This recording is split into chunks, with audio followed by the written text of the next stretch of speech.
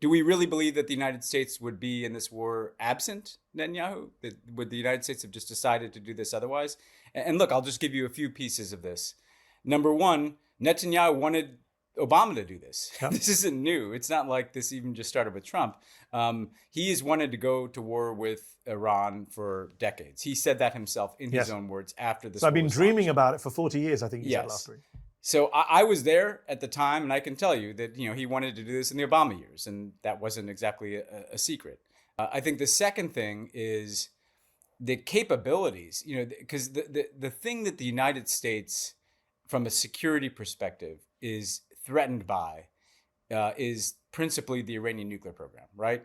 That could pose a risk to global nonproliferation. The United States has an interest in a government like Iran's not obtaining a nuclear weapon. This war is not about that. Iran wasn't anywhere near having enough nuclear fuel for a weapon. They hadn't even begun a weaponization program.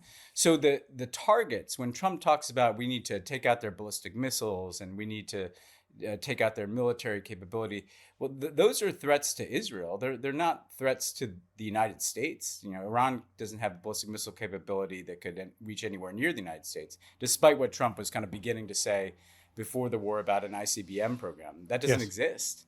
And then the last piece, Mehdi, that is just staring us in the face here is that there was no groundswell of support for this in the United States or even in the Republican Party or the MAGA movement.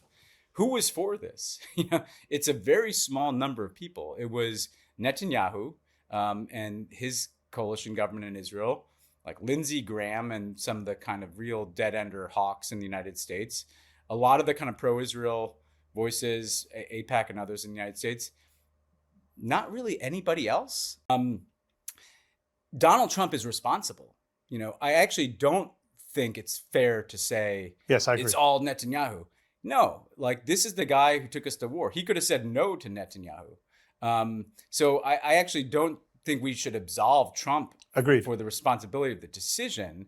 But if you, as a matter of analysis, can acknowledge that Bibi pushed him to do this, that as Marco Rubio said out loud, one of the reasons they did it might have been that they couldn't tell Israel no. And so if Israel struck, and I'll tell you, Mehdi, when we did war games on Iran, it was always an understanding that if Israel bombed Iran and Iran started attacking Israel, the United States would probably get drawn in.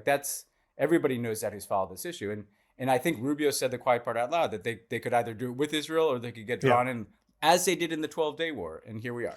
Or they could have stopped Israel, as Joe Biden did during his presidency. As Obama did, as Bush did.